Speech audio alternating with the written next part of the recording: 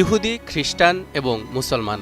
ইহুদি জাতির পথ প্রদর্শনের জন্য হজরত মুসা আলাইহিসসালামের উপর তাওরাত, খ্রিস্টানদের জন্য হজরত ঈসা আলাইহিসসালামের উপর ইনজিল এবং মুসলমানদের জন্য শেষ নবী হজরত মুহাম্মদ সাল্লাল্লাহু আলাইহি ওয়াসাল্লামের উপর কুরআন নাজিল করেছেন মহান আল্লাহ রব্বুল আলামিন। এজন্য এই তিন ধর্মের অনুসারীদেরকেই কুরআনের ভাষায় বলা হয় আহলে কিতাব। যদিও বর্তমানে ইহুদি ও খ্রিস্টানরা তাদের মূল ধর্মগ্রন্থ থেকে যোজন যোজন দূরে সরে গেছে, এমনকি তারা নিজেদের সুবিধামতো তাদের ধর্মগ্রন্থে আমূল পরিবর্তনও নিয়ে এসেছে। আহলে কিতাব হবার কারণে এই তিন ধর্মের মধ্যে মূল্যবোধ, আদর্শ ও নীতিমালার দিক থেকে কিছুটা মিল থাকবে, এটাই স্বাভাবিক। বিশেষ করে ইহুদিদের সাথে মুসলিমদের অনেক মিল রয়েছে। ইসলাম ইহুদি জাতির ইতিহাসকে নিজেদের ইতিহাসের অংশ হিসেবে অন্তর্ভুক্ত করেছে। বনি ইসরায়েলকে ইসলামে একটি গুরুত্বপূর্ণ ধর্মীয় ধারণা হিসেবে গণ্য করা হয়। ইহুদি ধর্মের সবচেয়ে গুরুত্বপূর্ণ নবী মোজেস বা মুসা আলাইহিসসালামকে ইসলামেও একজন গুরুত্বপূর্ণ নবী ও বার্তাবাহক হিসেবে সম্মান করা হয়েছে। কোরআনুল কারিমে হজরত মুসা আলাইহিসসালামের আলোচনা অন্য যে কোনো ব্যক্তির চেয়ে বেশিবার এসেছে এবং অন্য যে কোনো নবীর তুলনায় তার জীবন সম্পর্কে বিস্তৃত বর্ণনা রয়েছে। কোরআনে বনি ইসরায়েল ও ইহুদিদের কথা প্রত্যক্ষ ও পরোক্ষভাবে উল্লেখ রয়েছে প্রায় ৫০টি স্থানে এবং তাদের সম্পর্কে হাদিস রয়েছে অসংখ্য। কিন্তু এত কিছুর পরেও এই ইহুদি জাতিকে মহান আল্লাহ তাআলা কেন মুসলমানদের চিরশত্রু হিসেবে ঘোষণা দিয়েছেন বলতে পারেন? কেন ইহুদিরা রাসূলুল্লাহ সাল্লাল্লাহু আলাইহি ওয়াসাল্লাম ও মুসলমানদের সাথে বারবার বিশ্বাসঘাতকতা করেছে? ইহুদিবাদী রাষ্ট্র ইসরায়েল কেন মুসলিম দেশগুলোর জন্য গলার কাটা হয়ে দাঁড়িয়েছে? কী কারণে বেনিয়ামিন নেতানিয়াহুরা মুসলিম নিধন মিশনে নেমেছে? দর্শক, আজ এই অজানা প্রশ্নগুলোর উত্তর খোঁজার চেষ্টা করব কোরআন, হাদিস এবং ইতিহাসের পাতায় চোখ বুলিয়ে। ভিডিওর শেষ পর্যন্ত আমাদের সঙ্গেই থাকুন। দর্শক, প্রথমেই আপনাদের সামনে তুলে ধরতে চাই ইহুদি জাতির ইতিহাস। ইহুদি জাতি পৃথিবীর প্রাচীনতম জাতি। আল্লাহ তাআলা হজরত নূহ আলাইহিসসালামের মহাপ্লাবনের পর হজরত ইব্রাহিম আলাইহিসসালামকে সর্বপ্রথম সারা বিশ্বে ইসলামের দাওয়াত পৌঁছানোর জন্য নির্বাচন করেছিলেন। এই ইব্রাহিম আলাইহিসসালামের দুই সন্তান থেকেই পৃথিবীর ঐতিহাসিক দুটি জাতির সৃষ্টি হয়। হজরত ইসহাক আলাইহিসসালাম থেকে সৃষ্ট হয় বনি ইসরায়েল তথা ইহুদি জাতি। অন্যদিকে হজরত ইসমাইল আলাইহিসসালাম থেকে সৃষ্ট হয় হজরত মুহাম্মদ সাল্লাল্লাহু আলাইহি ওয়াসাল্লাম এবং মুসলিম জাতি। হজরত ইসহাক আলাইহিসসালামের ছেলের নাম ছিল ইয়াকুব আলাইহিসসালাম। হিব্রু ভাষায় তার উপাধি ছিল ইসরাইল, যার অর্থ আল্লাহর বান্দা। এ কারণে তার সন্তানদেরকে বলা হয় বনি ইসরাইল বা ইসরাইলের সন্তান। পরবর্তীতে এরাই ইহুদি জাতি নামে পরিচিতি পায়।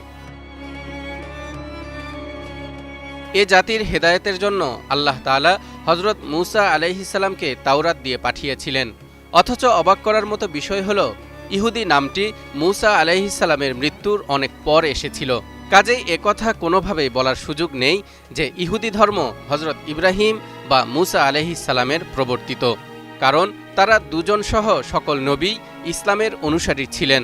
ইব্রাহিম আলাইহিসসালাম সম্পর্কে আল্লাহ তাআলা বলেন, মা কানা ইব্রাহিমু ইয়াহুদিয়্যান ওয়ালা নাসরানিয়্যান ওয়ালাকিন কানা হানিফাম মুসলিমা ওয়া মা কানা মিনাল মুশরিকিন।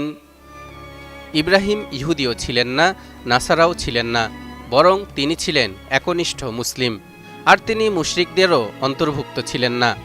তেমনিভাবে হজরত মুসা আলাইহিসসালাম সম্পর্কে আল্লাহ বলেন, وَقَالَ مُوسَى يَا قَوْمِ إِن كُنتُمْ آمَنتُم بِاللَّهِ فَعَلَيْهِ تَوَكَّلُوا إِن كُنتُم মুসলিমিন। মুসা বলল, হে আমার কওম, তোমরা যদি আল্লাহর প্রতি ঈমান এনে থাকো তাহলে কেবলমাত্র তারই উপর ভরসা করো, যদি তোমরা মুসলিম হয়ে থাকো।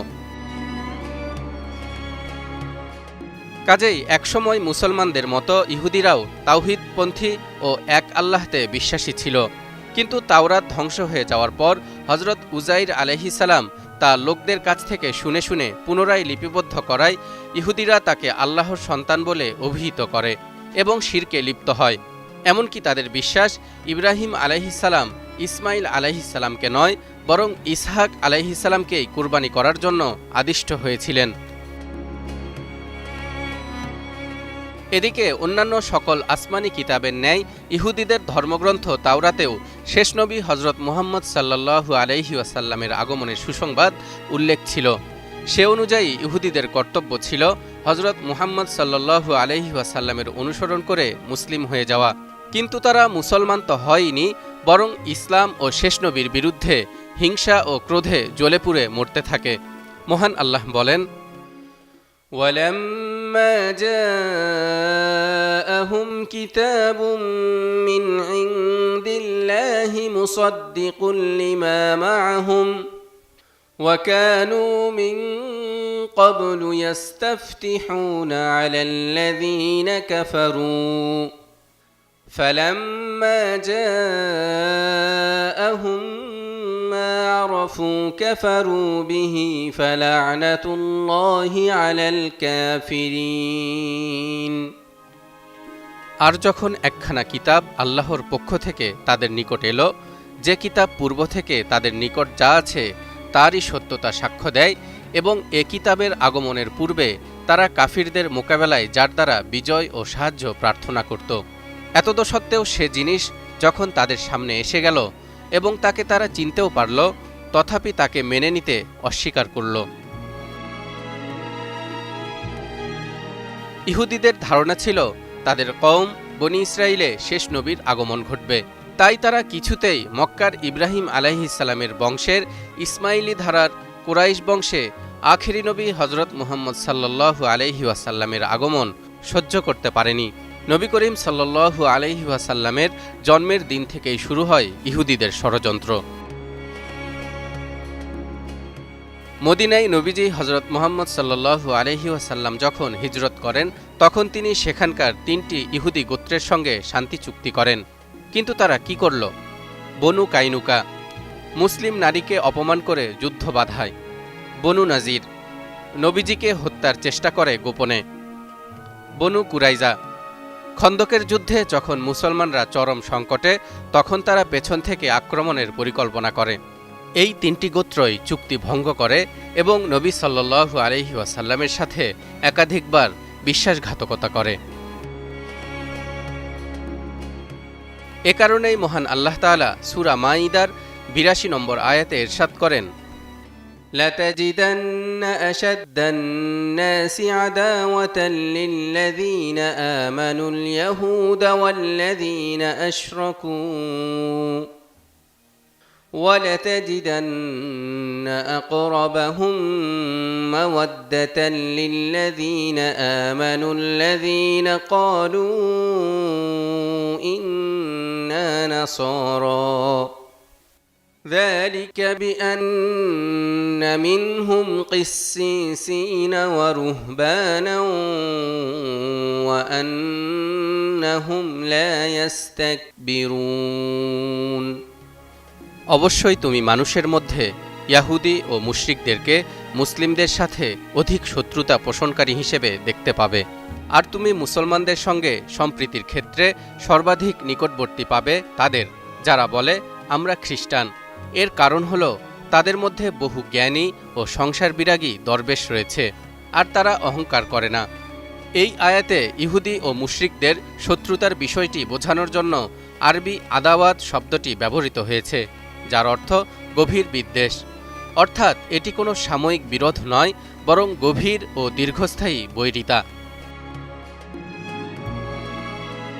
এছাড়াও এই আয়াতের ব্যাখ্যায় তাফসিরের কিতাবে লেখা হয়েছে, ইহুদিদের মধ্যে একগুঁয়েমি, হঠকারিতা, সত্য থেকে মুখ ফিরিয়ে নেয়া, দাম্ভিকতা ও গর্ব এবং জ্ঞানী ও ঈমানদারদের অবজ্ঞা করার প্রবণতা সেই শুরু থেকেই ব্যাপকভাবে প্রচলিত।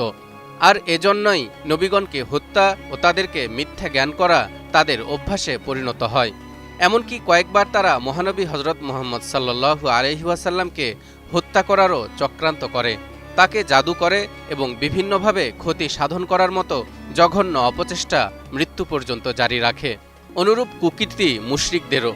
অন্যদিকে খ্রিস্টানদের মধ্যে এমন এক শ্রেণী রয়েছে যারা ইহুদিদের মতো হঠকারী ও দাম্ভিক নয়। তাদের মধ্যে কিছুটা হলেও নম্রতা, উদারতা ও ক্ষমাশীলতার মতো গুণগুলো বিদ্যমান। সে কারণেই তুলনামূলকভাবে খ্রিস্টানদেরকে মুসলমানদের সঙ্গে সম্প্রীতির ক্ষেত্রে সর্বাধিক নিকটবর্তী বলে অভিহিত করা হয়েছে। কোরআনের বর্ণনা অনুযায়ী খ্রিস্টানদের সাথে মুসলমানদের সম্প্রীতির কথা থাকলেও এখানেও হস্তক্ষেপ করে ইহুদিরা। মুসলমান ও খ্রিস্টানদের মধ্যে ঢুকে কুমন্ত্রণা দিয়ে তাদের বিভিন্ন সমস্যায় নিক্ষেপ করে ঘোলাপানিতে মাছ শিকারের চেষ্টা চালায় এ অভিশপ্ত জাতি। এ ব্যাপারে আল্লাহ তাআলা পবিত্র কোরআনে বলেন, وَأَلْقَيْنَا بَيْنَهُمُ الْعَدَاوَةَ وَالْبَغْضَاءَ إِلَى يَوْمِ الْقِيَامَةِ كُلَّمَا أَوْقَدُوا نَارًا لِلْحَرْبِ أَطْفَأَهَا اللَّهُ وَيَسْعَوْنَ فِي الْأَرْضِ فَسَادًا وَاللَّهُ لَا يُحِبُّ الْمُفْسِدِينَ। আমি তাদের পরস্পরের মধ্যে কিয়ামত পর্যন্ত শত্রুতা ও বিদ্বেষ সঞ্চারিত করে দিয়েছি। যখনই তারা যুদ্ধের আগুন জ্বালায়, আল্লাহ তা নিভিয়ে দেন এবং তারা জমিনে ফিতনা ফাসাদ ও গোলযোগ সৃষ্টির চেষ্টা চালায়। আল্লাহ বিশৃঙ্খলা সৃষ্টিকারীদের ভালোবাসেন না। যেই ইহুদিরা খ্রিস্টানদের নবী হজরত ঈসা আলাইহিস সালামকে হত্যার ষড়যন্ত্র করেছিল, এখন সেই ইহুদিদের সাথেই কাঁধে কাঁধ মিলিয়ে মুসলিম নিধনের ষড়যন্ত্রে নেমেছে খ্রিস্টানগণ। এ কারণেই মুসলমানদেরকে উভয় সম্প্রদায়ের সাথে বন্ধুত্ব স্থাপন করতে নিষেধ করা হয়েছে। এরশাদ হচ্ছে, ইয়া আইয়ুহাল্লাযীনা আমানু লা তাত্তাখিযুল ইয়াহুদা ওয়ান নাসারা আউলিয়া بعضهم أولياء بعض ومن يتولهم منكم فإنه منهم إن الله لا يهدي القوم الظالمين। হে মুমিনগণ, তোমরা ইহুদি ও খ্রিস্টানদেরকে বন্ধু হিসেবে গ্রহণ করো না। তারা একে অপরের বন্ধু। তোমাদের মধ্যে যে তাদের সাথে বন্ধুত্ব করবে সে তাদেরই অন্তর্ভুক্ত। আল্লাহ জালিমদেরকে পথ প্রদর্শন করেন না। মূলত ইহুদি জাতির চরিত্রই হল ষড়যন্ত্র, অকৃতজ্ঞতা, দাম্ভিকতা ও বিশ্বাসঘাতকতা। তাদের বংশে অধিকাংশ নবীর আগমন, নবীর আওলাদ হওয়া, অজস্র ধন সম্পদের মালিক হওয়া, রাষ্ট্রীয় ক্ষমতা লাভ করা, আসমানি কিতাব তাওরাত প্রাপ্তি, আসমানি খাবার মান্না সালোয়া প্রাপ্তি, আল্লাহর পক্ষ থেকে এত এত নেয়ামত পাবার পরেও তারা সকল ব্যাপারেই অকৃতজ্ঞতার পরিচয় দিয়েছে। এ কারণেই তাদেরকে বলা হয়েছে অভিশপ্ত জাতি। অভিশপ্ত এ জাতির পতনের ব্যাপারে হাদিসে স্পষ্টভাবে বলা হয়েছে, কিয়ামত ততক্ষণ পর্যন্ত সংঘটিত হবে না যতক্ষণ পর্যন্ত মুসলমানরা ইহুদিদের বিরুদ্ধে যুদ্ধে জড়াবে এবং চূড়ান্ত জয়লাভ করবে। সেদিন গাছও বলবে, হে মুসলমান, আমার পেছনে একজন ইহুদি লুকিয়ে আছে, আসো এবং তাকে হত্যা করো। তালহা ইবনে রেজা, নিউজ 24।